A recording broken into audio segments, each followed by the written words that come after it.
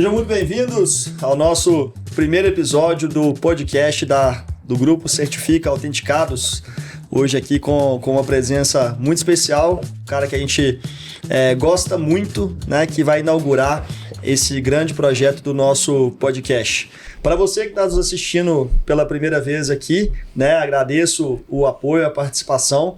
Esse podcast foi feito primeiramente para a gente falar para os nossos parceiros, né, de certificação digital da Rede CP Brasil, de temas, né, como certificação digital, mas também, né, queremos chegar não só na Rede CP Brasil, mas também todo aquele empresário que admira o que nós fazemos na nossa rede de distribuição de certificado digital, né? A ideia é trazer conteúdos ligados à certificação digital, à identificação digital, mas também conteúdos que mostrem a história de várias autoridades de registro, a história da própria Certifica, né, os nossos cases, as ferramentas que utilizamos que deram certo, as técnicas de gestão, entrevistar aquelas pessoas que a gente enxerga que fez e faz diferença no nosso mercado e no nosso ciclo, né, empresarial, no nosso ciclo de negócio, né?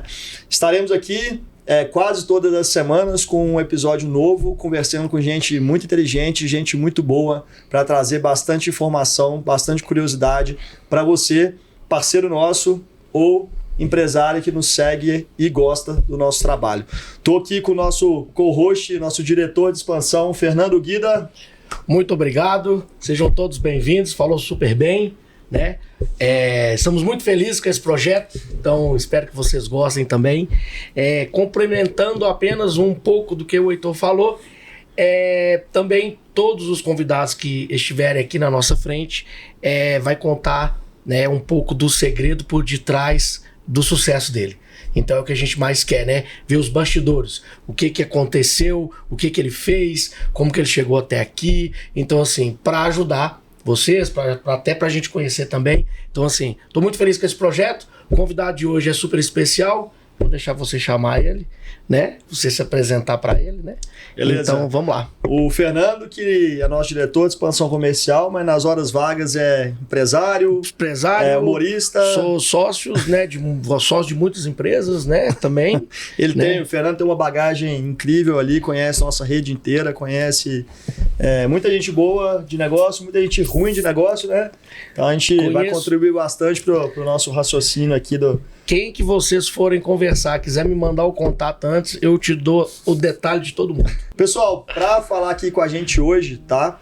É uma pessoa muito especial, ele é jornalista, pós-graduado em letras, leitura e produção de textos e MBA em transformação digital e futuro dos negócios, ex-diretor de operações no Instituto Internacional de Identificação, Inter-ID, ex-presidente executivo da Associação das Autoridades de Registro do Brasil, a ARB, foi membro titular do Comitê Gestor da ICP Brasil, colegiado que exerce a função de autoridade gestora de políticas de certificação digital no país, exerceu a função de coordenador de comunicação no Instituto Nacional de Tecnologia da Informação, ITI, onde também atuou como chefe de gabinete substituto, dirigente de monitoramento do Serviço de Informações ao Cidadão, SIC, e ouvidor. Para falar com a gente aqui hoje, a gente recebe o Edmar Araújo. Bem-vindo, Edmar. E aí, muito obrigado. Como é que Edmar, a gente falou esse currículo extenso, mas deu mais de um parágrafo. A gente conheceu ele no meio de uma bagunça também, né, Nando? Foi mesmo. Nós fomos apresentados na trincheira, né, de uma guerra. No meio de um problema normativo. É isso. São oportunidades, né, Heitor? São oportunidades. O Edmar que cuidou do nosso negócio durante muito tempo, né, pessoal? Antes da gente começar aqui, o Edmar dá as boas-vindas. O Edmar cuidou de nós e das nossas ARs durante muito tempo, né, com um relacionamento entre nós e o governo. O nosso relacionamento entre as ARs de mercado, né, uma pessoa super né? Influente, super comunicativa, uma pessoa que realmente, em termos de associativismo, em termos de comunicação, fez a diferença para a gente entender melhor como que iríamos construir, né, a nossa rede de certificação digital. É uma história bacana, bonita, né? Já compartilhamos delas algumas vezes. Eu tenho orgulho de falar que a gente construiu isso junto, né? Claro, de certa maneira, né? Com certeza. E o Edmar sempre foi um cara que sempre deixou as portas abertas pra gente, cara que fala a nossa língua, né? um cara que sempre muito acessível, muito fácil de falar com ele. Então, assim, seja bem-vindo, estamos muito felizes. E o microfone é todo seu agora. Estou muito feliz de estar aqui, cortando a fita e inaugurando esse podcast com vocês, o que torna ainda mais especial minha participação. Eu acho que a gente vive um momento de transformações profundas na sociedade, né? E essas transformações, elas ocorrem no campo político, elas ocorrem no campo social, mas elas todas estão impactadas pela transformação digital que está em curso no mundo já há um bom tempo. E eu acho que a transformação digital nos dá duas opções: adaptar-nos a ela ou desistir daquilo que a gente faz. Então eu acho que o grande recado que a gente precisa passar nesse podcast é de que o empresário da ICP Brasil, ele tem que seguir uma das máximas de um dos maiores poetas russos, chamado Fyodor Dostoiévski. É preciso mudar várias vezes para você não deixar de ser o que você é.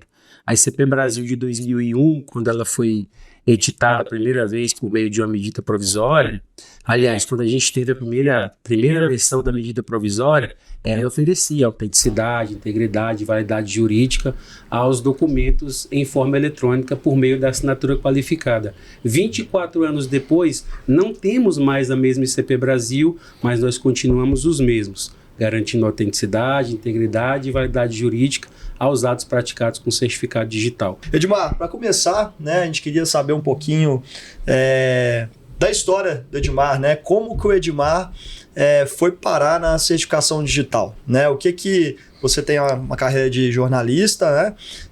Mas como que você chegou, né, até a certificação digital, até a ICP Brasil?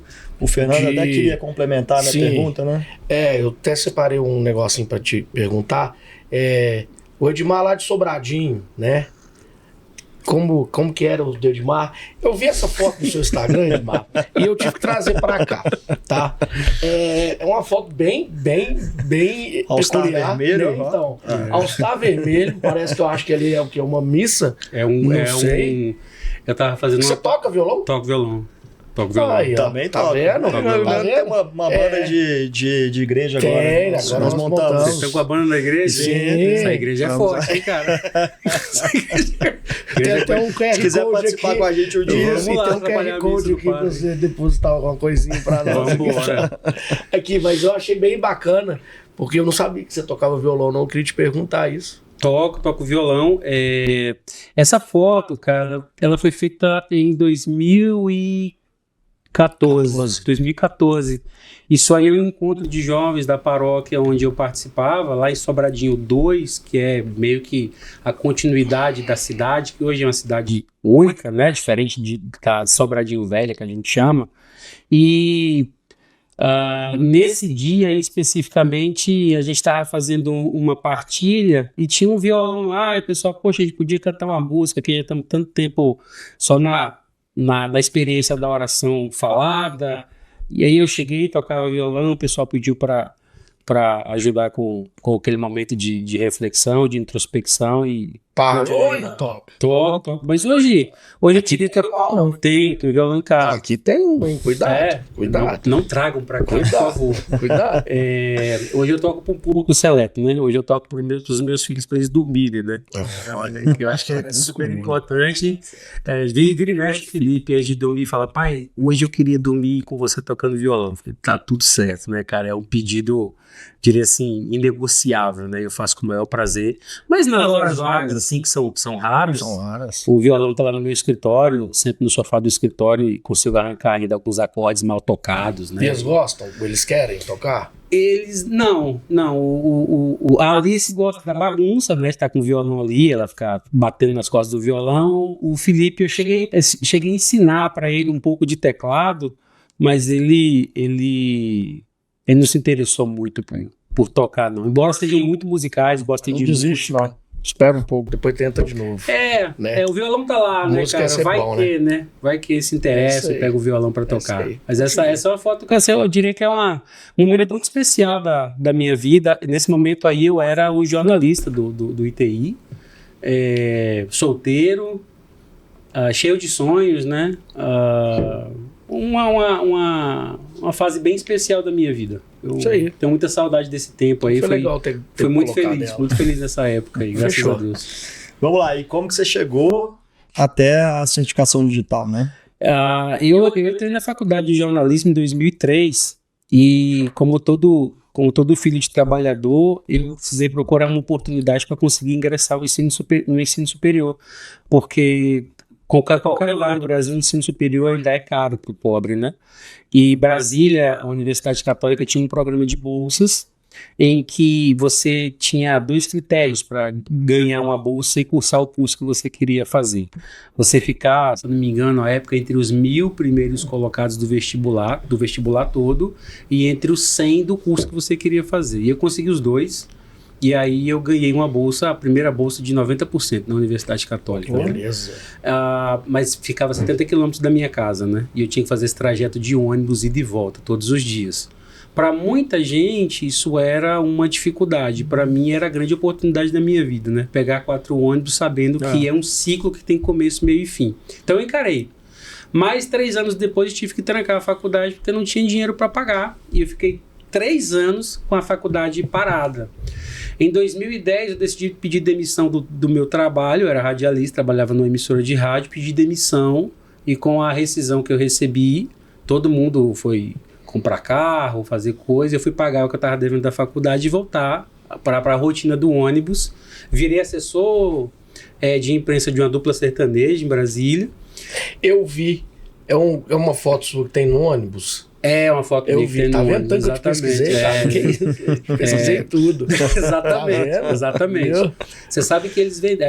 Nessa época, a gente desenvolveu uma estratégia no escritório, a gente conseguiu vender uma música pro Fernando de Sorocaba. Eles gravaram a música da dupla, né? A gente desenvolveu uma estratégia muito bem feita e tem um DVD que a dupla gravou na Arena de Arame, em Curitiba, que tem uma música de autoria do Rick Rangel, que era a dupla para a qual eu trabalhava. Rick né? Rangel. Rick Rangel. Que estiveram há 1 ano no Caldeirão do Mion, né? Sim, são famosos. Famosos. Que beleza. Legal, Trabalhei legal. com eles lá. E aí, nessa época, o Ministério Público da União lançou um edital para estágio em Brasília.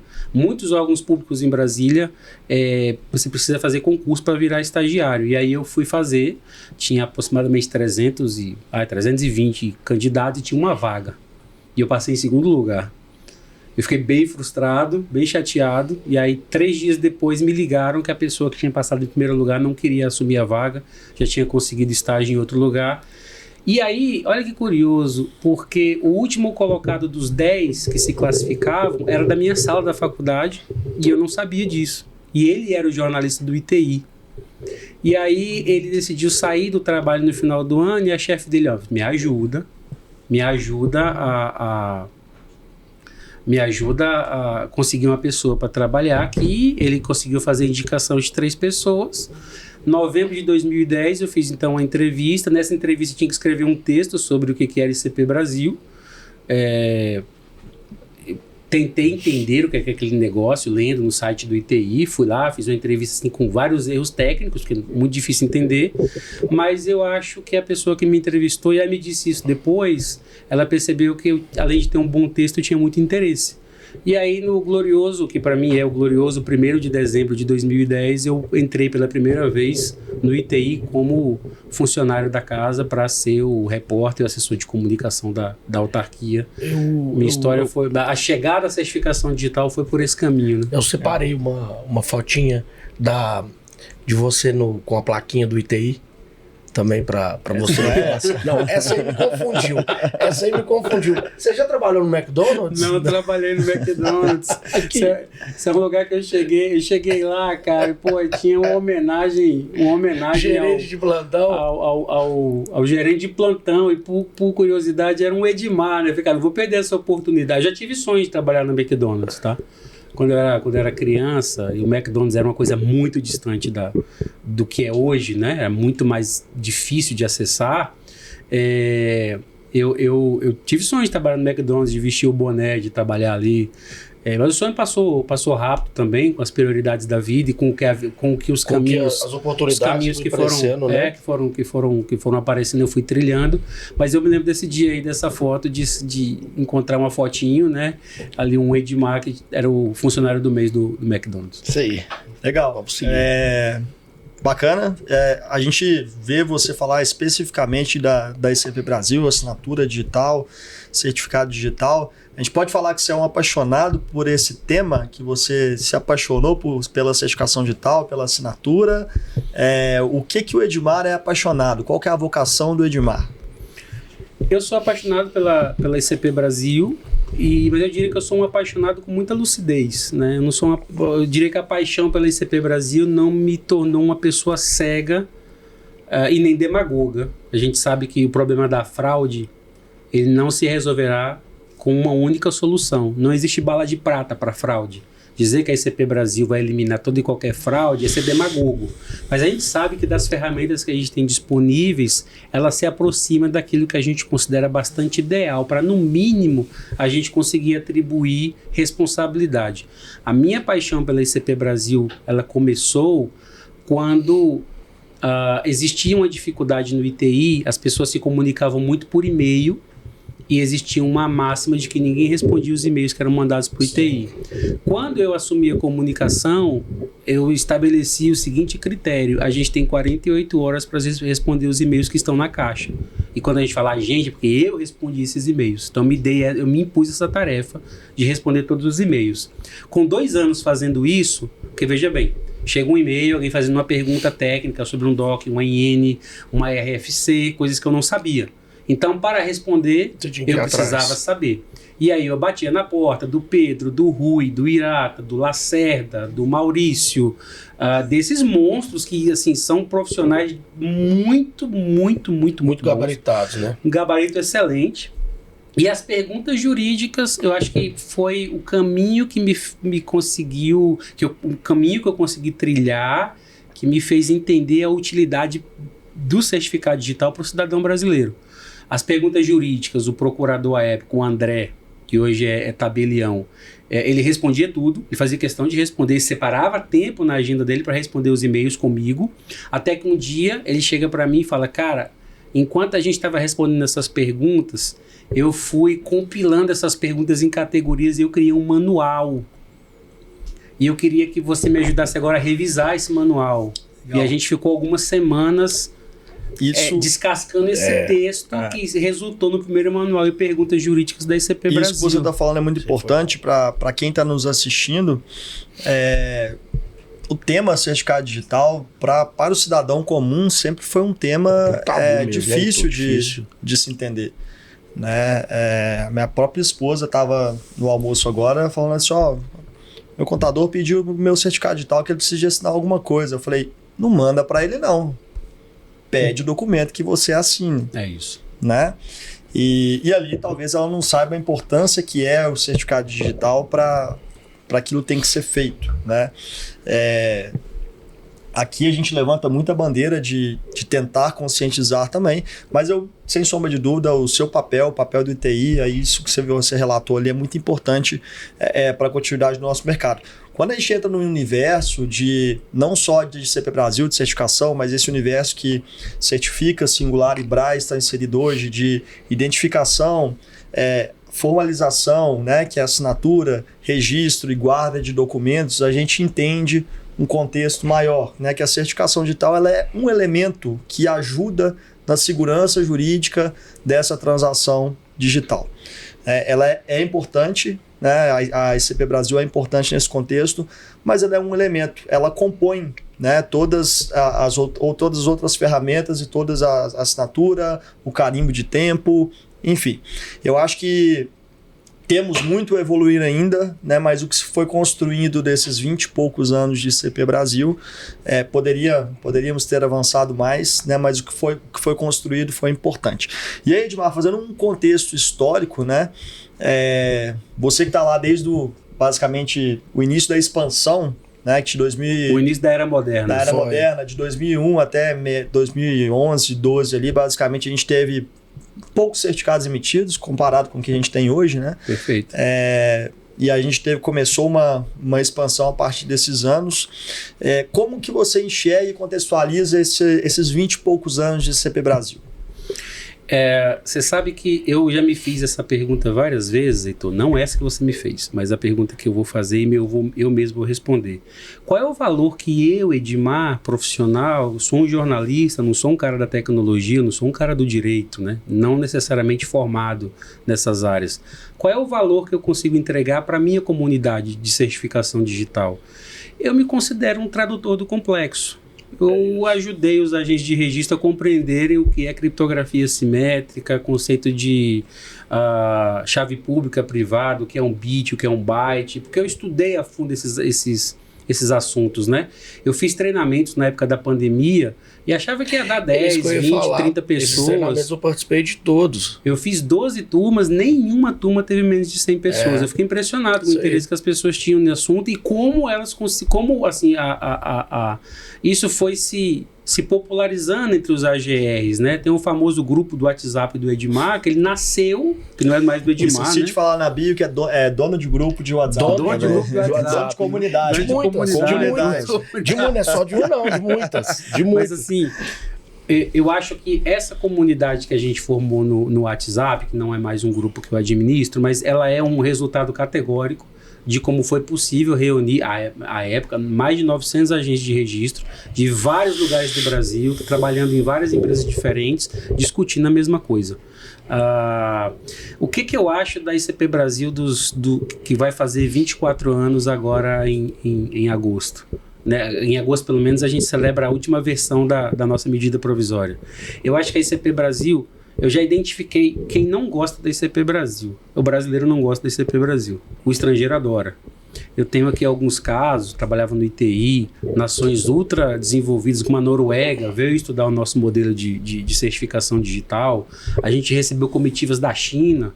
Eles tinham uma pequena província com 300 milhões de habitantes lá, eles queriam tentar reproduzir essa experiência da digitalização da vida do empresário na sua relação com o Estado. Você contou aquele caso de um país estrangeiro que veio e conversou com você? Foi você que contou o caso? Foi. O pessoal da Noruega teve no ITI uma vez, a gente estava falando sobre identificação, e aí eles foram contar a experiência lá de como é que as pessoas abriam conta e como é que o banco mandava o cartão para casa dos noruegueses, né? Em linhas gerais, o banco mandava um envelope com o cartão e a senha dentro do envelope. E aí a gente ficou um olhando para o outro e quem vai fazer a pergunta, né? Mas vocês não têm medo de que alguém pegue a senha? E o norueguês, naquele elevado estágio civilizatório, me pergunta, mas por que alguém gostaria de ter a senha do meu cartão? Né? Quer dizer, um processo civilizatório completamente distinto do nosso, que a gente aqui trabalha com segurança para se proteger do crime organizado. Mas assim, uma coisa me marcou, Heitor, eu falo disso sempre, eu falei isso recentemente isso no evento, o Nando estava lá, daquela fala no Senado americano, na comissão como se fosse a Comissão de Defesa do Consumidor aqui no Brasil, em que a ICP Brasil é mencionada durante uma audiência no Senado americano como um mecanismo capaz de resolver o problema, ou pelo menos mitigar o problema do vazamento de dados pessoais, e que a gente tinha um modelo de identidades digitais dinâmicas que, se eu identificasse o prejuízo na chave privada de uma ID ou o prejuízo do uso, conhecimento e controle de uma credencial, que é que o Brasil tinha um modelo de revogar essa credencial de forma muito rápida, coisa que os Estados Unidos não conseguiram fazer até hoje. A gente foi mencionado como referência no Senado americano. A ICP Brasil, ela hoje está no FGTS, no RAIS, no CAGED, ou seja, nós estamos protegendo o direito dos trabalhadores. A ICP Brasil está em todo o sistema de pagamentos, ou seja, o PIX, o cartão que você passa na maquininha, tudo depende do certificado digital, a nota fiscal eletrônica, o processo judicial eletrônico, o prontuário eletrônico do paciente, mas e aí você vai me perguntar assim, então, qual é a sua opinião? Eu acho que se a gente entender que a ICP Brasil nasceu com um propósito de virtualizar a relação da pessoa jurídica com o Estado no cumprimento das suas obrigações, a gente cumpriu a missão dos primeiros 20 anos da ICP Brasil. Cumpriu com louvor. Qual é o desafio atual e que infelizmente, a gente não tem tempo para celebrar o que a gente fez. Então, a gente continua sendo cobrado, a gente continua sendo desafiado. Então, o que eu acho? Eu acho que a gente cumpriu a missão, acho que a gente fez muito bem feito o papel. Na virada, na famosa era moderna, que foi quando conectividade social entrou em operação em 2011, o setor de certificação digital não tinha a capilaridade de agente de registro que tinha hoje e precisou se reinventar muito rápido e conseguiu fazer isso e dar uma resposta à altura do desafio. Hoje, nós temos a Estratégia Nacional de Governo Digital, que quer que 20% dos certificados de pessoa física sejam emitidos num canal de autoatendimento e que 80% dos certificados digitais que são emitidos para pessoas jurídicas, que eles migrem para o modelo do selo eletrônico até 2027. São novos desafios. A gente tem duas opções. A gente se adequa para também participar dessa transformação digital ou a gente abandona o jogo e deixa aí que outros players façam isso. Acho que a gente cumpriu a missão e a gente tem uma missão muito maior, que é garantir que o cidadão comum tenha também essa benesse da relação digital, da cidadania digital com o Estado. Falando um pouco, eu te perguntei da história, né? E para quem está inserido no mercado de certificação digital, durante muitos anos o mercado foi... o que se tinha para fazer era expandir canais de atendimento, né? Então, a necessidade da capilaridade que você mencionou, né? O uso começou a ser mais exigido em diversas aplicações, mais empresas precisando, cidades que não eram atendidas, não tinha ninguém para fazer validação, né? Começaram-se a ter novos empresários, credenciar novas ARs, e assim a gente conseguiu cobrir o Brasil inteiro de pessoas validando, né? E fazendo o nosso certificado digital. Para pessoas que estão de fora, né, da certificação digital, é importante, que é o nosso público aqui também, muita gente não entende, né, o nosso modelo de negócio. Fala, bom, o cara tira foto, valida a identidade, mas ele representa uma outra entidade, né? Como que funciona isso? Eu tenho, não vou falar um preconceito, mas eu tenho um pesar de, às vezes, nosso mercado e o certificado digital ser vinculado somente como isso, né? Uma rede de atendimento, não olhando para o benefício e o fim que o certificado digital foi emitido, somente para um cumprimento de obrigação, né? E um dos objetivos desse podcast também é transformar essa visão, né? Levar um pouco de informação mais descomplicada, né? É difícil explicar para um usuário final o que é uma assinatura simples, qualificada, eletrônica, né? Pouquíssimas pessoas hoje sabem distinguir. E quando a gente vai pegar uma explicação, na maioria das vezes ela é técnica. E técnica, né? O pessoal não quer saber, ele quer resolver o problema de assinar e quer que não dê problema depois, né? Então, a gente enxerga que tem muito ainda a evoluir. Mas se a gente não, né, mudar a nossa forma de atuar, se a gente não correr para atender todas as pessoas e modernizar mesmo o nosso serviço, né, nós vamos ficar para trás porque outras tecnologias, né, estão vindo. Então, assim, a gente sabe que não é de hoje que as coisas estão mudando, né? Na própria ICP Brasil a gente vê uma mudança de canal de atendimento, né? A gente tinha atendimento só presencial, você empresário que está assistindo, hoje já pode fazer uma videoconferência, né? E em alguns casos até o autosserviço, né? Então, nesse contexto, né, o que você acha de mais importante dessa modernização da ICP Brasil com relação aos canais de atendimento e o que vem evoluindo, né, nesse dia a dia das autoridades de registro? De trás para frente, Heitor, quando você menciona que é difícil explicar para o cidadão esses conceitos, é porque não são conceitos simples de serem traduzidos. É difícil de explicar isso para os profissionais da ICP Brasil. É isso que eu ia falar, até para a equipe, até para a nossa gente equipe aqui é difícil. Sim, eu acho que a gente tem que fazer o convencimento para quem decide qual tecnologia que vai utilizar. Porque no fim do dia, o cidadão quer chegar em casa, ele quer apertar o interruptor e quer ver a lâmpada acender. Ele não quer saber qual é o fio que está por dentro da parede. Então, quando ele vai usar uma assinatura eletrônica, ele quer que funcione. O conceito de segurança para o usuário final, ele é substituído brutalmente, aliás, velozmente, pela conveniência. Isso aqui resolve o que eu preciso fazer? De forma rápida, então fácil, eu vou fazer gratuita. no caso do GovBR, né? A gente tem um desafio de competir com uma tecnologia que resolveu uma dor do Brasil, que é o GovBR, e que é gratuita. Eu não conheço nada mais barato do que aquilo que é de graça. Então, nosso desafio está aqui, em desenvolver um modelo de negócios que o cidadão continue consumindo de graça e que a gente arrume um jeito de ganhar dinheiro com isso. Porque, afinal de contas, nós somos empresas e, nas democracias, as empresas existem para ter lucro.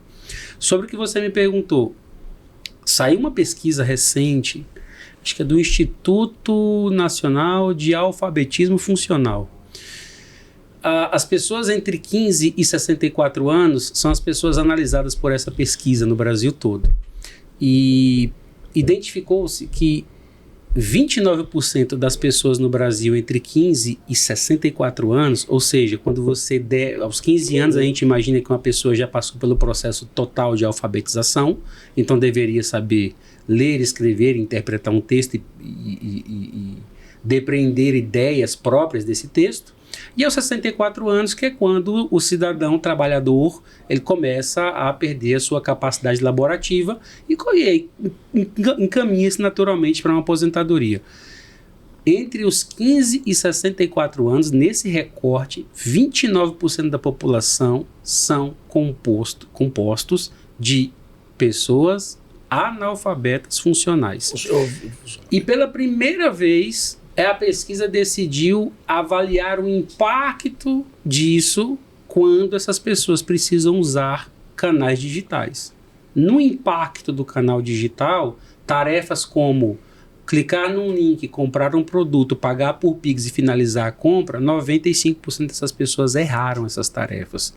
O que eu quero dizer é que as nossas soluções não podem estar apostando em tecnologia.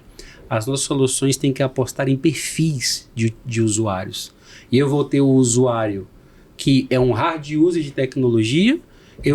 Que quer isso. Que quer isso. Eu vou ter aquela pessoa que quer o certificado, mas quer fazer com a pessoa da confiança dela, porque ela ficou sabendo que no Brasil tem muita fraude de biometria. Então, cadê aquele menino que me atende toda vez que eu preciso de um certificado digital? E a gente continuará, Heitor, tendo presencial. Você falou da minha cidade, Sobradinho. Se você for ao Banco do Brasil em Sobradinho, no período do mês, entre o dia 1º e o dia 10, que é quando o funcionalismo público recebe, você vai ver, nesse período do mês, grandes filas na porta do Banco do Brasil. Minha mãe não pode ir lá, não. Minha mãe não pode ver uma fila. Pode ver uma fila que ela para e vai. Mas, Fernando, eu estou falando do Distrito Federal. De uma cidade que está a 26 quilômetros do Palácio do Planalto, em que a civilização chegou há muito tempo e as pessoas continuam optando pelo presencial. E aí, às vezes eu brinco nos lugares que eu vou, que eu tenho vontade de descer do carro e perguntar: vocês não têm internet na casa de vocês, não? As pessoas talvez me responderiam: mas quem te falou que eu quero fazer relacionamento com o meu banco pela internet? Eu quero conversar com o meu gerente, porque eu tenho uma coisa que eu preciso falar para ele. E só ele entende o problema que eu tenho, que o aplicativo não resolve. Veja outro exemplo. Nubank e C6 entenderam que os clientes com mais de 5 milhões de reais em movimentação não vão migrar para essas fintechs, porque esse cara tem um perfil um perfil econômico que ele não precisa de tecnologia, ele precisa de relacionamento. Ele quer pagar um boleto de 38 mil reais, ele só tem 29 mil na conta, ele quer que o banco acate esse boleto para que 48 horas depois tenha saldo na conta e ele faça então a devida restituição. Ele não conseguirá fazer isso por meio de um aplicativo. Então, os bancos tradicionais apostaram no relacionamento. O estilo do Banco do Brasil, não estou falando do Banco do Brasil, estou falando o estilo, a agência estilo, tem 7 mil funcionários. E a tendência é aumentar o número de funcionários para continuar fazendo o relacionamento. O que eu quero dizer é que, no início da jornada, os bancos tradicionais criaram os seus aplicativos para atrair a população que queria usar o banco digital, e hoje os bancos digitais entenderam que precisam emular o comportamento dos bancos tradicionais para ter relacionamento, porque eu tenho o cliente que quer preço, eu tenho um cliente que quer atendimento, eu tenho um cliente que quer segurança, eu tenho um cliente que quer a conveniência e nem sempre você consegue colocar esses elementos na mesma caixinha. E tem bancos que tá indo ao contrário do que a gente pensava. Tem bancos que estão investindo em agência hoje em dia. Arrumando agência para receber o cliente lá. Nubank tem uma, se não me falha a memória, em Guarulhos, a Nubank já tem uma sala VIP por ultravioleta. Por quê? Porque a Nubank quer estar ela quer ser vista como a agência first class dos outros bancos. Então, eu já fui em agência estilo do Banco do Brasil. Não parece uma agência bancária. Entendi. Não parece uma sala VIP de aeroporto. Não. Parece uma sala VIP de aeroporto. Mudando um pouco do exemplo, né? Eu costumo falar com relação ao canal de atendimento do nosso suporte, por exemplo, né? O pessoal estava numa discussão se colocava um chatbot lá com IA para atender o nosso cliente. Falei, gente, tudo bem, eu concordo e discordo. Hoje em dia existe o cliente que quer ser atendido por um chatbot, quer resolver ele sozinho, rápido, e ele vai dar conta de resolver. Tem um cliente que quer ligar aqui, falar com um atendente nosso e tirar a dúvida dele pelo telefone. Tem um cliente que vai mandar um e-mail de suporte e quer ser respondido rápido, né? Então, qual que é o melhor canal de atendimento para o nosso cliente, no caso do suporte? O canal que o cliente quiser. Todos. A gente tem que estar pronto para ele. Tem que estar pronto para todos. Você pode filtrar ali e direcionar ele para onde quiser, mas a gente tem que estar pronto para atender o cliente da forma que ele quiser. Né? Eu acredito religiosamente no que você falou, e eu vou te dizer por quê. Eu mencionei a pesquisa aqui do alfabetismo e do analfabetismo funcional. O nosso suporte ao usuário atende pessoas que clicam no link de instalação do A1 e tem dificuldade em fazer o clique avançar e concluir. São 4 passos que não precisa fazer nada. E ele não se sente seguro para fazer sozinho. Verdade. Então ele liga pro suporte da autoridade certificadora. Os maiores de suporte, baixa do certificado 1. Exatamente. Então, assim, quando a gente fala em AR eletrônica, num canal de autoatendimento, a gente começa a ouvir as teorias da conspiração, que a ICP Brasil vai acabar, no sentido de que a gente não vai ter mais o número de empresas que a gente tem. 10 anos, né? Porque agora a gente tem um canal digital, como se a gente conseguisse impor ao nosso cliente o canal que ele vai utilizar. Eu não vou impor ao cliente o canal que ele quer utilizar. O cliente vai escolher o canal e eu terei que atendê-lo nesse canal, sob pena de de desaparecer do imaginário de consumo dessa pessoa. Então, veja bem, se você tem uma experiência ruim com uma empresa, a chance de você tentar de novo adquirir aquele produto, aquele serviço com essa empresa é muito baixa. Vamos contratar fulano. Não, cara, já tentei, é complicado, é difícil, ele não atende, bota dificuldade. Então, se a gente se perguntar quais empresas sobreviverão à transformação digital na ICP Brasil, ela precisa de 4 coisas: atender presencialmente, atender por videoconferência, ter o link para a renovação a partir de outro certificado e ter o link para a autoridade de registro eletrônica, para que o cliente olhe esse menu e diga: eu quero este canal de atendimento. E, evidentemente, a gente sabe que tem um desafio regulatório, porque para fazer uma emissão não presencial na ICP Brasil, a gente vai ter que garantir os mesmos níveis de segurança de uma emissão presencial. Importante, a gente entrando no contexto da AR eletrônica, né, muito se fala atendimento presencial virtual, e aí eu poderia te fazer aquela pergunta assim: Dilmar, as ARs vão acabar? Que todo mundo faz desde 2013, quando eu abri a Certifica Minas, né? E, na verdade, eu sempre respondo para quem me pergunta: não, elas vão se transformar. Está preparado? Né? Essa minha resposta tem 10 anos.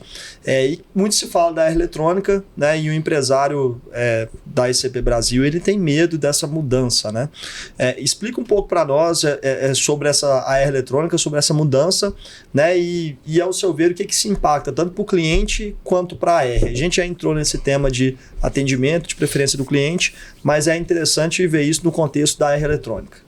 A gente tem mais de 2.300 ARs credenciadas na ICP Brasil. Dessas 2.300 ARs credenciadas na ICP Brasil, pouco mais de 10% emitem mais de 10 mil certificados por ano. São dados do ITI, dados que o ITI acabou de divulgar. Então, se eu tenho um universo de 2.300 empresas, das quais apenas 283 conseguem fazer mais de 1.000 certificados por mês, em média, já estou vislumbrando uma concentração de mercado num nicho dentro de outro nicho. Então, eu tenho um grupo de AEs que está emitindo muito certificado. Então, assim, as AEs já estão se transformando. Economicamente falando, 87%, 88% das AEs que existem na ICP Brasil não são mais economicamente viáveis, se a gente olhar os números que o ITI apresentou recentemente. Veja, eu não sei quantos por cento, qual é a porcentagem, se eu pegar o número de ARs e perguntar 283 significa o que disso aqui? Mas vou dizer aqui, 12%, 13%. Então a gente está falando de um mercado que 86%, 87% das ARs que estão constituídas não tem sustentação financeira. Não precisa esperar a AR eletrônica chegar para a gente se perguntar se as ARs vão acabar. A transformação está em curso. Já existe concentração de renda. E essa concentração de renda, na minha opinião, ela se dá porque essas ARs que estão na dianteira, elas acompanharam o curso da história e tiveram coragem de se transformar. Tem AR ainda, imaginando que a ICP Brasil voltará a ser o modelo balcão, em que eu estarei lá com a minha AR aberta, o Estado vai criar uma obrigação e o empresário vai bater na minha porta para emitir o certificado digital. Esse mundo acabou. A era moderna da ICP Brasil exige muita reinventividade regulatória por parte do comitê gestor e muita capacidade de adaptação do empresário. Então, de novo, como era a ICP Brasil em 2001 na edição da medida provisória 2202 de 24 de agosto daquele ano? Era uma ICP Brasil destinada à autenticidade, à integridade e à validade jurídica dos documentos eletrônicos, mas a emissão era 100% presencial. E quando eu cheguei no ITI em 2010, a primeira entrevista que eu fiz em ICP Brasil na minha vida foi com o Maurício Coelho, que hoje é o diretor é o diretor que cuida da parte da tecnologia da carteira de identidade nacional. E a grande comemoração do ITI naquele ano era que o ITI tinha conseguido emitir 1 milhão a ICP Brasil tinha chegado na marca de 1 milhão de certificados digitais no ano. Isso em 2010. E aí a era moderna impôs o quê? Adaptação, criação de rede, capilaridade, parcerias espalhadas pelo Brasil. 7 anos depois a gente tem o advento da Resolução 130, que obrigou a criação de filiais. Um ano, nem 2 anos depois disso, a gente teve a 155 que desobrigou a ter as filiais. Então, assim, quem permaneceu no mercado? Aqueles que tiveram capacidade de se reinventar, porque tinha um planejamento, né? Tinha um planejamento para que a empresa tivesse vida própria e recursos próprios.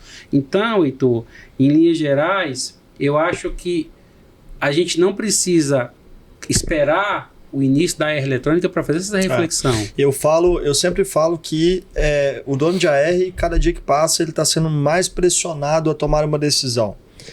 E não existe caminho certo ou errado, é uma escolha que ele vai ter que fazer. Você quer continuar como uma R forte, que tem uma volumetria considerável na ICP Brasil ganhando dinheiro, você vai ter que investir no seu negócio, você vai ter que aumentar o seu volume, você vai ter que aumentar a sua empresa. Você vai ter que investir para isso.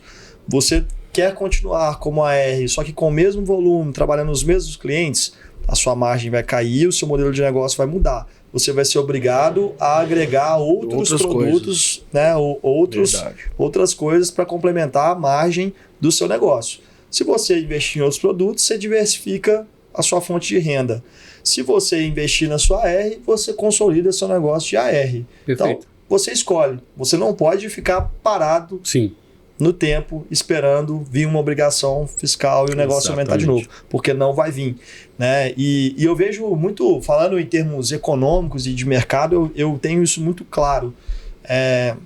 Se a gente pegar vários outros mercados, a gente consegue enxergar. Certificado digital, só falar que é commodity, né? Enfim, mas a gente tinha pouca oferta, né? E pouca demanda. E em determinado momento a gente começou a ter muita demanda e pouca oferta. Os preços ainda eram altos, tinha poucas ARs. Como era um negócio lucrativo, com margem alta, vieram muita gente para esse mercado, que era um mercado bom. Se abriu muitas ARs, entrou muitos players no mercado de certificação digital. E aí a oferta do produto aumentou, né? E a demanda continuou estável. Logo, o ticket caiu, né? E agora a gente está num momento de seleção natural, né? Que eu falo assim, fica no mercado os melhores, quem consegue o melhor atendimento, melhor preço, né? Quem consegue otimizar mais a sua AR, ter mais eficiência. A gente tem um programa aqui interno, que é o Na Mesma Página, e o Direto ao Ponto, e a gente agora vai lançar um novo que chama Cuidar, né, que realmente a gente fala muito da eficiência das ARs, né? Não é só vender mais, é ter eficiência, é pensar que o modelo de negócio está mudando e se adaptar para isso, né? A gente acredita 100% que precisamos capacitar as ARs. A gente quer educar essas ARs, trazer ela para a gente, perto da gente, entender o negócio delas, trabalhar junto com o dono da AR. Então, assim, fazer ele entender o processo inteiro da AR, de como que está o mercado, de o que ele tem que fazer. Para que ele tome a decisão certa quando ele precisar de tomar a decisão. Vou investir o dinheiro nisso ou vou para outro lugar?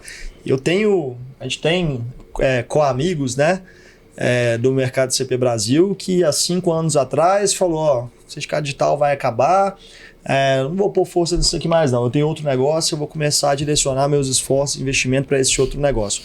Resultado, ele perdeu uma grande oportunidade de ganhar mais dinheiro, porque o mercado continuou crescendo, continuou grandes oportunidades. Mas ele cresceu o outro negócio dele e está tudo certo, né? Foi uma decisão dele naquele momento, pode ter ganhado menos ou mais dinheiro, mas ele se movimentou, né? Ele tomou a decisão que ele precisava de tomar, né? Eu acredito muito ainda no nosso mercado, não na forma que ele é hoje.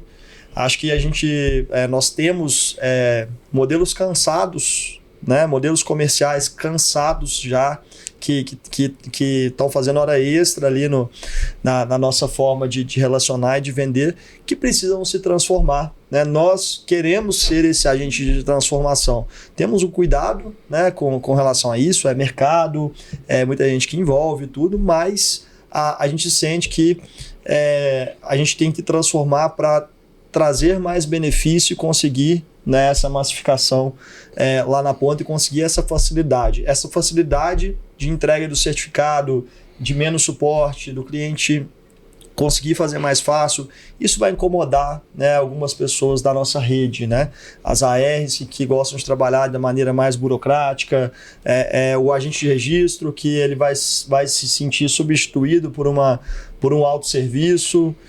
Isso faz parte do jogo, né? E cabe a cada um fazer a leitura e se adaptar também. E mais uma vez eu falo, a gente não precisa de achar que o mundo está acabando, que é o mercado de AR que é assim, não. A gente tem N exemplos de outros mercados que aconteceram isso. Edmar, aproveitando a pergunta, né, e falando um pouco mais de futuro, eu já te fiz essa pergunta algumas vezes, eu acho que ela é muito esclarecedora, e todas as minhas ações como empresário nos últimos anos, eu venho sempre olhando para o meu negócio em 1, 3, 5 e 10 anos, né? Eu acho que eu tenho que ser capaz de pensar como que vai estar o nosso negócio, né, daqui 3, 5 e 10 anos, porque todas as minhas atitudes, tudo que eu planto hoje, eu sei que eu vou colher em 3, 5 e 10 anos. E para me plantar hoje, eu preciso ter consciência de como que será o futuro, né? E eu gosto de fazer esse exercício também da ICP Brasil, né? Como que estará o nosso mercado em 1 ano, em 3 anos, em 5 anos e em 10 anos? O que se esperar desse mercado em termos de tecnologia, em termos de negócio, né? Porque todos nós queremos, né, nos preparar para continuar o nosso negócio, porque o nosso negócio continue próspero, continue gerando riqueza, né? E essa pergunta é muito importante. Muitas ARs, muitos parceiros se aproximam de mim porque quer saber minha opinião sobre o futuro, quer saber para onde que vai. Eles conversam, né, querendo saber realmente isso. E aí ligam. E aí um cara igual você que roda várias ACs e várias ARs em todo o Brasil e conhece vários empresários de perfis diferentes, eu tenho certeza que tem uma opinião refinada, né, sobre esses cenários. O que você imagina? Mas vai com calma. Pode ser sincero, né? É a sinceridade que vai fazer o empresário, dono de AR, dono de AC, levantar a bunda da cadeira e construir um cenário diferente. Tá? Para que servem opiniões daquelas pessoas que a gente considera que são especialistas em alguma coisa? Para responder às questões para as quais a gente não tinha resposta no passado. Então, vamos olhar para 2024. 2024, eu diria que é um fenômeno inédito no ICP Brasil. A gente terminou o ano com menos ARs do que a gente começou o ano. A expressão estranha, a gente terminou o ano com mais de 200 ARs saíram da ICP Brasil. Ou seja, são menos 200 ARs na ICP Brasil. O que me leva a crer que o indicador apresentado recentemente pelo ITI já me dá um sinal claro do próximo ano. Se mantém-se a tendência, a gente vai ter uma ICP Brasil já em 2026, 20% menor do que ela era em 2024. Porque economicamente, de novo, esses são os dados do ITI. Se eu tenho um mercado em que 12% está consumindo grande parte dessa banda de certificados digitais e o restante estão lutando pelo que sobra do volume, então eu já tenho um indicador claro de que economicamente, para a maior parte das empresas, não é um bom negócio permanecer, porque não deu certo. Eu preciso, ou aí eu acho que volta a tua fala, eu preciso me esforçar para entrar nesse universo dos que emitem a partir de 10 mil certificados por ano, ou preciso escolher outra coisa para fazer. É uma decisão que precisa ser tomada. Com 3 anos, daqui a 3 anos, então eu vou ver um ICP Brasil que... Aqui, ó, desculpa te cortar, são 843 ARs que estão emitindo de 1.000 a 5.000 por ano. Por ano. Menos da metade. Menos da metade. Menos da metade emite mais de 1.000. Menos da metade emite mais de 1.000 por ano. Exato, por ano, né? Então, assim, daqui a 3 anos, ao passo em que eu vou ter um recrudescimento dessa base de atendimento, as empresas que estão no nível seguinte vão precisar se reinventar internamente. Porque a oferta, se a gente diminuir a oferta, esses espaços não ficarão vazios. Então eu quero que outras pessoas sonhadoras, que não sabem o que é ICP Brasil, muita gente chama de aventureiro, venham para dentro do mercado, ou eu quero ocupar esse espaço com a experiência e o know-how que eu tenho e que eu vou ajudar a deixar o mercado mais organizado para os próximos anos. Então, em 3 anos, a gente vai ter que tomar a decisão se a gente vai querer ocupar esse espaço, que na minha opinião será um espaço vacante dentro da ICP Brasil. Isso, a gente está falando de consolidação, a gente está falando de fusão, não sei. O que eu sei é que haverá um espaço vacante pela insustentabilidade econômica do modelo, em que esse espaço precisará ser ocupado. Porque 2 coisas na ICP Brasil dão muito dinheiro: a promessa e o apocalipse. Qual é a promessa? Vem para cá, você vai arrebentar de ganhar dinheiro, e a expressão ganhar dinheiro, ela tem uma carga semântica perigosa. Porque o ganhar dinheiro parece assim, ó, se eu ganhei, é porque é bem fácil. E a gente sabe que a expressão ganhar dinheiro no mundo dos negócios, esse ganhar dinheiro, ele é precedido de muito esforço, de muito investimento, de muito risco que se assume. E aí, entre os 5 e os 10 anos, aí sim, aí eu acredito que se a gente tiver a popularização da autoridade de registro eletrônica, a consolidação dos canais que já existiam e a profusão da carteira de identidade nacional, que vai criar uma grande base nacional biométrica muito mais confiável do que as que a gente tem hoje. Essa é a opinião da Mira Leitão no último editorial que ela escreveu no Globo, falando sobre as fraudes do INSS. O problema é que a gente não tem uma base biométrica unificada nacional. Veja, Mira Leitão é uma jornalista especialista em economia, em literatura, né? Inclusive acabou de sentar em uma acabou de se tornar uma das imortais da Academia Brasileira de Letras, é uma pessoa que está falando o que a gente está falando. Precisa de uma base biométrica unificada nacional para o Heitor ser o Heitor em Formiga, ou em Brasília, onde quer que seja. Então eu diria que nessa chegada dos 10 anos, a gente vai ter uma população biometrizada, com um documento de identidade muito forte, que eu vou começar a me perguntar se essa identidade muito forte do brasileiro precisa de tantas camadas regulatórias entre a vontade de ter um certificado e a própria emissão do certificado digital. E isso também pode mexer com o ecossistema, com a geopolítica da ICP Brasil. Eu tenho muita dificuldade, Heitor, Fernando, você que está acompanhando esse podcast, de fazer previsões quando o assunto é tecnologia. E por quê? Eu gosto de mencionar o exemplo do Bill Gates. Em 2004 ele disse que ia resolver o problema do spam e não resolveu, mas estou falando do Bill Gates.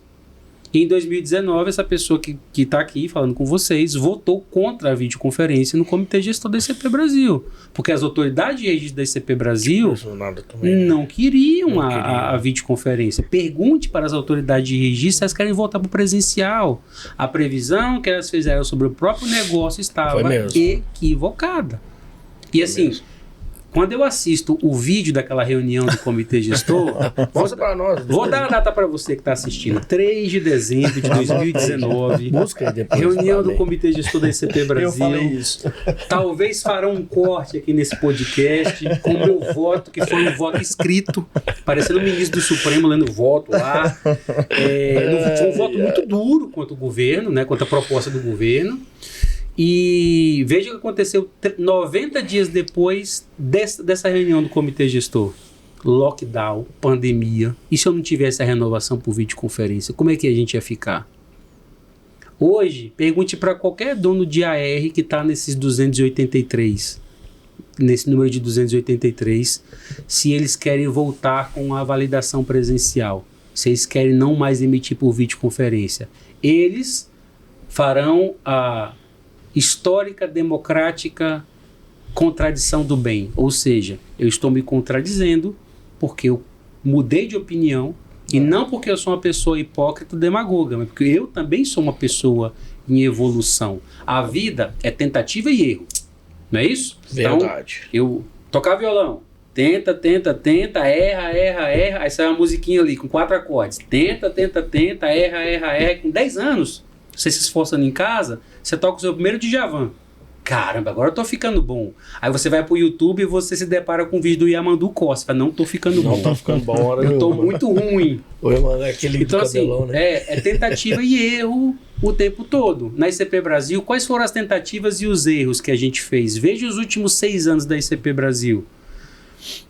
A gente saiu de... A gente teve fim do georreferenciamento. A gente teve o fim da limitação de 15% de atendimento no delivery. A gente teve o fim da filial.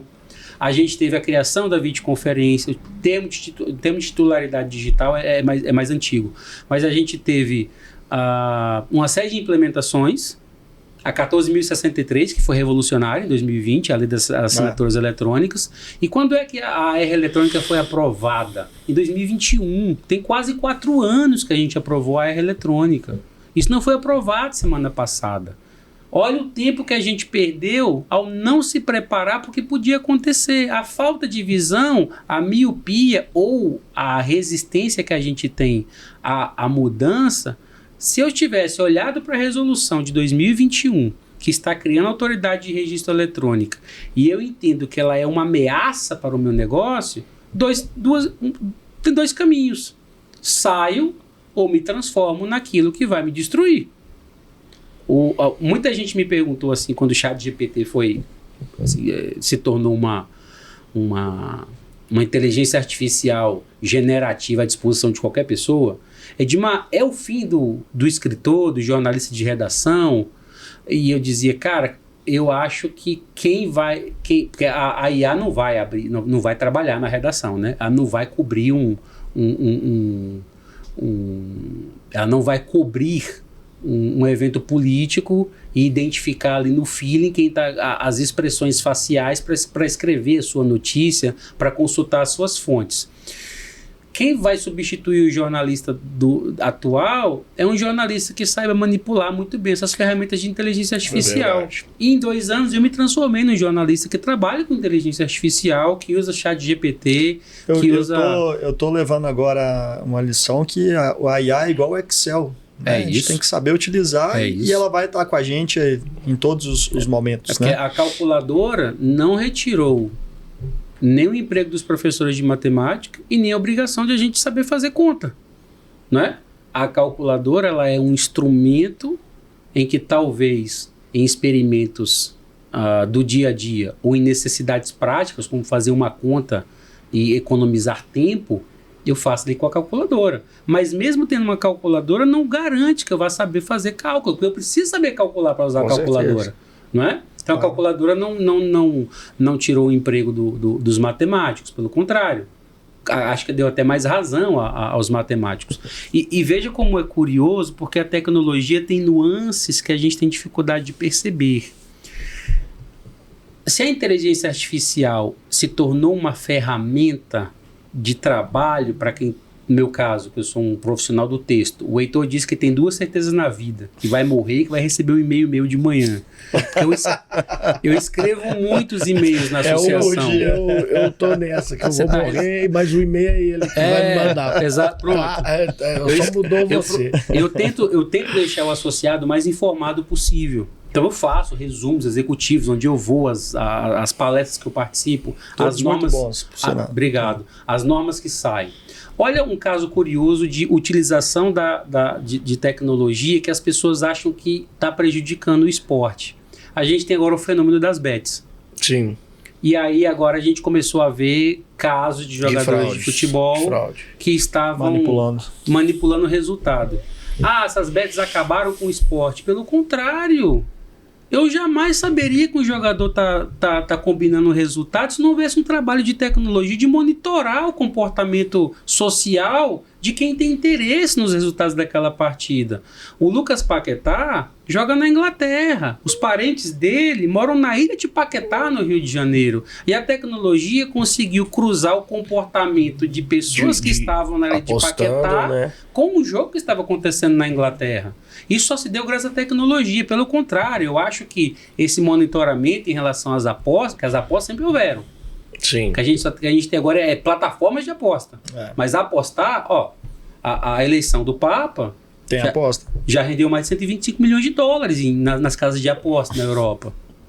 Esse assunto é bom, né? Esse assunto é bom. O que eu estou querendo dizer é que a tecnologia traz nuances para a gente, que a gente às vezes não consegue enxergar o benefício, mas cada vez mais a vida dessas pessoas que praticam desporto estará monitorada por tecnologia, e essas pessoas, se um dia pensarem em receber dinheiro para tomar um cartão, fazer uma falta, vão pensar 2 vezes, porque vão colocar na balança o que eu posso ganhar agora e o tamanho da carreira que eu tenho. É isso, com certeza. Vamos voltar aqui para... Te entrou no assunto... Viajamos. Não, mas foi bom. Pensei em postar no papo aqui. É um assunto bom, tema para o próximo podcast. Mas dei bobeira de não ter visto esse tempo do papo. E é o seguinte, a gente está falando aqui de 1, 3, 10 anos, né? Talvez você tenha traçado ali um cenário apocalíptico, ameaça, mas oportunidades também, né? Muitas também. Nós aqui no Grupo Certifica, a gente tem um discurso muito forte de educação na rede, né? E também de disseminação de novos produtos através dessa nossa rede de distribuição de certificação digital, que é uma rede com característica de varejo, né? Uma rede que consegue chegar até o microempreendedor, consegue chegar até o contador, vender, né? Consegue ter relacionamento e consegue dar apoio e suporte a esse empresário. A gente tem um projeto chamado Certifica Mais aqui, vai ser tema dos próximos podcasts, onde estamos há alguns meses, anos, estruturando, né, toda essa questão de novos produtos, né, e a inserção desses novos produtos nessa rede de distribuição, que não é uma coisa fácil, culturalmente, produto, envolve várias etapas, né. A minha pergunta é, você acredita, né, que essa rede que foi constituída para validar certificados digitais, para vender certificados digitais, ela é capaz de embarcar outros produtos, outras soluções e virar mais um ponto de apoio ao microempreendedor do que só um ponto que entrega certificados digitais? Qual que é a sua visão sobre isso? Eu acho... Resumindo, eles vão dar conta de vender um produto novo, de envolver, de ir para cima, de se adaptar ao mercado deles. Fernando, o vendedor ICP Brasil, ele é muito bom. Porque ele consegue vender uma coisa que o cara é obrigado a comprar. Ele consegue convencer o cara a comprar o dele. Ele consegue criar nuances de particularidade naquilo que o cara é obrigado a fazer. Então, veja como o nosso comercial criou alternativas em relação àquilo que era obrigatório. Então, assim, eu acredito muito na capacidade comercial do empresário ICP Brasil que está aí na ponta. Se não acreditasse, a gente não teria feito o que a gente fez. Sim, quase 24 anos de uma infraestrutura que faz muito sucesso mundo afora. Menos em alguns lugares aqui do Brasil, né? Que chamou a gente até de jabuticaba. Uma tremenda ignorância, como se jabuticaba só existisse no Brasil, né? Talvez precisasse de um pouco mais de pesquisa para entender que a jabuticaba existe em outros lugares do mundo e que, por sinal, não tem nenhum problema com a jabuticaba, que é uma fruta consumida por muitos brasileiros até hoje, né? Nas feiras populares, né? Você vai na feira, tá o cara vendendo lá um potão de óleo. Potão de óleo, cara. Tem um pé de jabuticaba. Você nem trouxe pra gente comer aqui no podcast. Gelado é bom demais. É bom, geladeira, é bom pra caramba. Então, assim, sim, eu acredito que ele é capaz de vender novos produtos. Eu também acredito. E eu acredito que ele é capaz de agregar na sua prateleira ofertas que resolvam problemas do dia a dia. Eu acredito nisso. Porque eu já vi isso na prática, com vários empresários da ICP Brasil. Você chega lá na C do cara, na R do cara. E queria fazer um registro aqui, o Heitor. A gente fala muito o empresário da ICP Brasil, mas assim, eu não quero ser injusto com você que está assistindo o podcast. A gente tem que falar da empresária. E tem muita. Também muita. ICP Brasil. Aumentou muita relevante. Muito relevantes, inventivas. Muito. Nós já tivemos essa reunião aqui, que o tanto que aumentou donas de AR, donas de grandes negócios. sucessos. Exatamente. Aqui conosco. Eu tô vendo gente trabalhar com incorporadoras, e aí o cara tá comprando uma casa, tá assinando um contrato com o banco, vai pagar 30 anos, uma parcela X. Você consegue ali, cara, entregar uma solução e vender o certificado digital diluído no preço dessa operação. Você consegue criar um negócio sustentável que resolve as dores de todo mundo. Eu tô vendo gente apostar no mercado de aluguéis. Eu tô vendo um mercado que ninguém olhou para ele ainda, que é o mercado de compra, venda e revenda de veículo. Eu acho que a ICP Brasil está muito além do contador. A gente não está explorando alguns mercados. Eu acho que sim, tá? Mas assim, de novo, a gente precisa aproveitar a experiência desse parceiro que está na ponta, que já sabe o que é o certificado digital, para que ele comece a observar o certificado digital enquanto um resolvedor de problemas do dia a dia. O cara que vai fazer um financiamento, o cara que vai comprar um carro, o cara que vai... imagine aí as situações do dia a dia. Então, eu acredito. Prototipar o certificado digital. Eu acredito. Né? Eu acho que é seletivo. Você, quando me faz a mesma pergunta que eu te fiz, a minha opinião é que existem vários, né, vários perfis diferentes, né? Alguns vão se adaptar, outros não, e é questão de escolha também. Alguns querem, né? outros não. O nosso posicionamento enquanto AC, enquanto empresa educadora e provedora, é ser a solução enquanto alguém procurar, né? Quando o mercado tiver necessidade de buscar, né, essas novas soluções e apoio, nós vamos levantar a mão e a gente vai estar aqui pronto, né, para atender quem precisa. É uma convicção muito forte minha, né, que acho que foi feito um trabalho incrível nessa construção de rede, relacionamento e educação. Esse trabalho tem que continuar de alguma forma.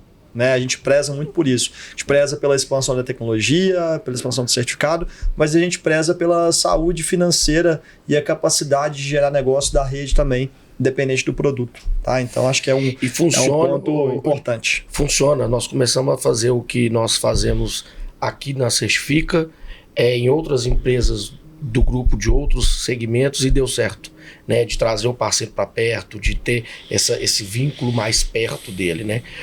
Heitor, antes de continuar, já caminhando aqui, só coloca para mim só a última. Não, essa não. Que eu tinha essa aí. O que eu queria te fazer uma pergunta. O que? Eu lembro de Otávio. Tá lindo. Parabéns. Eu lembro de Otávio. Parabéns, sem barba. O que o Edmar de hoje falaria para esse Edmar da tela? Esse Edmar da tela, cara, essa é uma foto feita em Florianópolis, em 2012, em novembro de 2012, num certo fórum acadêmico que a gente fez em Florianópolis.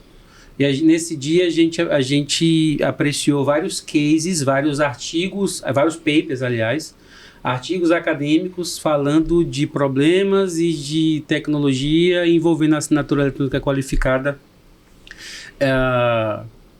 nesses temas acadêmicos, nessas soluções que estavam sendo propostas ali. O que eu diria para esse rapaz que está aí eu tinha acabado de aprender a andar de avião nessa época aí. Eu diria para ele, cara, persiste, porque esse é um mercado que tem espaço, tem muito espaço para você, apesar de você não ser um cara da tecnologia, você não ser um advogado, mas você aprendeu a escutar, a entender falas muito complexas e se tornar um tradutor para o profissional ICP Brasil que está preocupado no fim do dia de terminar com a planilha no azul. É isso aí. E ele quer entender o que ele faz, ele queria que alguém explicasse para ele, né? Então, assim, como a gente dificilmente gosta daquilo que a gente não conhece, eu acho que a minha paixão pela ICP Brasil, ela se inicia quando eu passo a conhecer melhor a ICP Brasil, e eu vi que era muito importante que mais pessoas tivessem pelo menos o conhecimento básico e necessário sobre o que está fazendo, para não ser apenas um operador de sistema. Bacana. Então eu diria para esse rapaz aí, com esse Samsung, um Samsung S2, um Samsung, a primeira vez que eu fui ao Morumbi com esse chapéuzinho. O tempo foi bom para você. Isso aí, primeira vez que eu fui ao Morumbi. E eu achei que era do Cruzeiro, então. Eu achei que era a camisa do Cruzeiro. Foi a primeira vez que eu fui ao Morumbi, estreia do Pato no Morumbi. Se eu não me engano, isso aí é abril de 2014. Foi 3-0. O jogo foi 3-0. Pronto, não tem mais foto, tá? Tá bom, vamos lá. Não tem mais foto. Não, mas assim, cara, esses momentos pra mim que você mostrou aí, todos eles têm muito sentido pra mim. Porque assim, fazer uma faculdade pro cara de classe média é consequência. Pra mim foi uma vitória extraordinária fazer faculdade. Pegar um avião a primeira vez, que eu só peguei avião na minha vida por causa da ICP Brasil. Foi depois da ICP Brasil que eu tive recursos para pegar um avião com a minha família. Mas a primeira vez que eu peguei um avião, vou lembrar, 9 de agosto de 2011, morrendo de medo de cair, porque eu não sabia nem como funcionava o avião por dentro. E eu estava no corredor, e tem aquela chegada do avião, e a gente não conhece, cara. Você tem medo do que você não conhece. E eu pensei que o avião ia cair, e bem na hora a moça falou, olha lá o Cristo Redentor. Eu falei, vem me receber, eu vou morrer agora. Então, assim, essas fotos que você mostrou, Nando, todas elas acabam sendo um pouco caricatas, porque estão muito diferentes atualmente em relação a essas fotos. Mas elas têm, assim, um significado muito importante para mim, né? Nesse dia eu encontrei o Larry Passos em Florianópolis, fazendo corrida ali na beira da praia, que foi treinador do Guga. Treinou o Guga, o grande Gustavo Kirten. E a minha primeira vez no Morumbi como um torcedor do São Paulo. Então, assim, eu comecei a andar de avião e visitar empresário porque a certificação digital me proporcionou isso profissionalmente, né? E as oportunidades que me foram dadas, eu tentei aproveitá-las da melhor maneira possível. De dezembro de 2010 a 2025, que é o ano que a gente está, eu estive em todas as reuniões do comitê gestor. Eu estive em todos os certifóruns. Eu participei de 90% dos eventos de certificação digital que foram realizados no meu setor. Né? Então, assim, se eu não tenho o conhecimento, a formação técnica necessária para chegar fazendo, eu tenho o bom ouvido para escutar e traduzir para quem precisa aprender também. Gostei das fotos porque acho que elas recortam assim, uma fase muito gostosa da minha vida de descobertas, né? Você é um menino menino da periferia que tava comandando de avião e indo no estádio, cara. Muito gostoso esses momentos aí, eu gostei. Vamos caminhar para o final aqui, né? Parabenizar pela trajetória, né? Deixar reconhecido mais uma vez a nossa admiração pelo seu trabalho na ICP Brasil, né? Em defender a nossa causa, né? Acho que a gente admira o seu trabalho e a gente conta com o seu empenho, a sua empolgação de estar continuando levantando a bandeira do nosso setor, né? Acho que não só eu, mas todas as ARs aqui da nossa rede é muito grato, né, pelo trabalho que você exerceu e exerce durante todo esse tempo, né? É sempre bom contar com uma visão, né, de quem tem a sensibilidade de olhar para o passado, né, e aprender com os erros que cometemos e olhar para o futuro também e ver o que a gente pode realizar de bom ainda nesse mercado, né, mas sempre muito animado, né? Acho que a gente já passou por muita coisa difícil, mas estamos animados independente do contexto, do momento, né? Nem todos os negócios têm contextos difíceis, nós também, mas estamos sempre animados aqui, né? E de passar a palavra com uma mensagem final ali pro nosso parceiro, pro nosso empresário que está assistindo a gente também. Para mim, pro Heitor também. Eu queria chamar você, empresário da certificação digital, eu queria assim, dizer para você o seguinte: acredite no mercado da certificação digital. Ele tem desafios tão difíceis e objetivos e que, assim, de uma concretude dolorosa no final do mês, no equilíbrio das contas, e você dar conta da nossa carga tributária, você honrar com seus compromissos financeiros, você pagar o salário de pessoas que sustentam as suas famílias. Eu sei que isso perturba a cabeça do empreendedor, mas eu acho que não é a ICP Brasil que merece um voto de confiança, é você que precisa se dar um voto de confiança, você que já caminhou tanto, que já produziu tanto, que já proporcionou cidadania digital a tantas pessoas no país. Eu acho que vale a pena continuar apostando numa infraestrutura que cresce todos os anos, acreditar que os perfis continuarão variados, diversos, e que você vai ter que desenvolver a capacidade de atender todos esses perfis, seja executando, seja entregando para quem possa executar. A ICP Brasil tem um cheiro, então me permita aqui a grosseria, a ICP Brasil cheira sovaco. Ela foi construída por pessoas que botaram uma pasta debaixo do braço e bateram de porta a porta nas contabilidades. E o nome desse profissional é proprietário de autoridade de registro. Eu comecei assim. Exatamente. É isso aí. Ele tem o pé torto de tanto caminhar e tem uma pasta que cheira sovaco. A ICP Brasil foi construída com muito suor. Não dá pra gente jogar essa história fora e dizer que esse mercado não dá mais. Suor e poeira, que nós já pegamos. Poeira já caí, pra chegar na cidade já pequena. caímos na estrada de terra, de moto. Eu fui na garupa do Heitor para ir indo vender certificado. Eu acho que você precisa olhar para sua história e entender o quanto que você já construiu e o quanto que você vai continuar construindo nesse universo agora da pessoa física, o nosso desafio. Sim. De como a gente vai entrar nesse ecossistema para entregar uma ID válida para o cidadão, para que ele possa assinar e também ter todas as benesses da cidadania digital. Parabéns, Heitor, pelo projeto do podcast. Obrigado por me convidar para essa inauguração. Estou muito honrado com o convite. Não tinha outra pessoa. Obrigado. Tinha que ser o senhor. Deixar o beijo obrigatório para a esposa, Gabriela, para os filhos, Felipe e Alice. Né? Eu sou um bom pai. Mas infelizmente eu tenho um filho flamenguista e uma filha corintiana. Mas eu sou um bom pai. Nossa, meu Deus. Eu sou um bom pai, cara. Eu sou um bom pai. Edmar, se me permite, para encerrar, vou te convidar para na próxima vinda Formiga trazer o seu violão para tocar na missa com a gente. Sim. Vamos lá. Pode ser? Vamos lá. Te mandar as músicas. Tá bom. Manda as músicas, vamos atrapalhar a missa do padre lá e pedir a Deus que perdoe os nossos pecados. Fernando, obrigado Edmar. Obrigado, Edmar. Para você que nos assistiu esse primeiro episódio, muito obrigado pela atenção. Convido você a seguir a gente no Spotify e no YouTube. Teremos vários episódios com conteúdo muito rico, falando do nosso negócio de certificado digital, falando de outros negócios, falando de técnicas de gestão, falando de experiências que a gente viveu aqui na Certifica e que a gente considera que podemos ajudar muito vocês na jornada empreendedora de vocês.